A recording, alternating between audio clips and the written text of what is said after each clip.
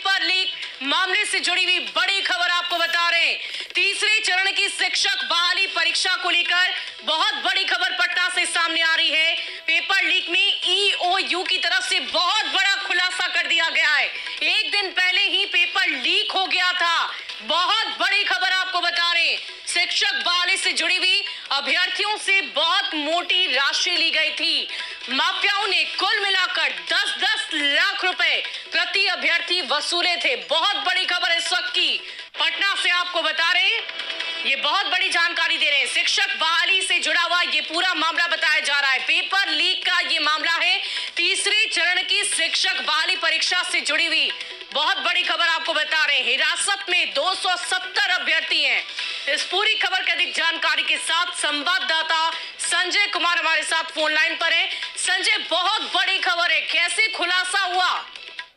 देखिए, निश्चित तौर पर बिहार के लिहाज से बहुत बड़ी खबर है। आर्थिक अपराध इकाई यानी इकोनॉमिक ऑफेंस यूनिट को जो इनपुट मिला था, उस इनपुट पर आर्थिक अपराध इकाई लगातार काम कर रही थी। झारखंड पुलिस के सहयोग से ये कार्रवाई हुई है और अब जो एक बड़ा खुलासा हुआ है, इसमें यह माना है आर्थिक अपराध इकाई ने कि जो अब तक जांच हुई है, उस जांच में इस बात की जानकारी मिली है कि 14 मार्च को ही क्वेश्चन पेपर जो था वो बाहर था और जो एविडेंस है वो पुख्ता सबूत है आर्थिक अपराध इकाई के पास।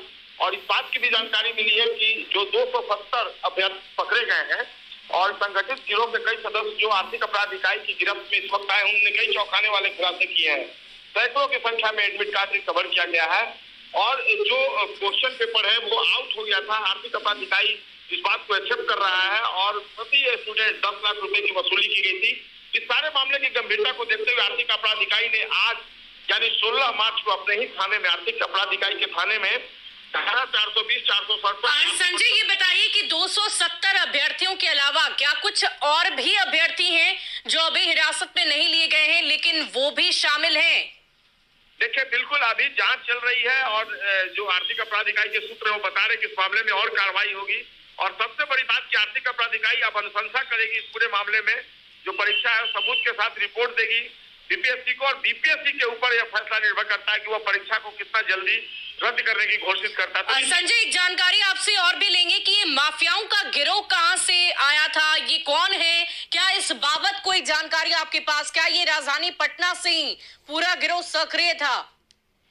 देखिए, जो प्राइमा फेसी जो इनपुट रहा है आर्थिक अपराध इकाई का, उसमें जो लोग पकड़े गए संगठित गिरोह के लोग वो सभी बिहार के रहने वाले, बिहार के सभी जिलों के रहने वाले हैं।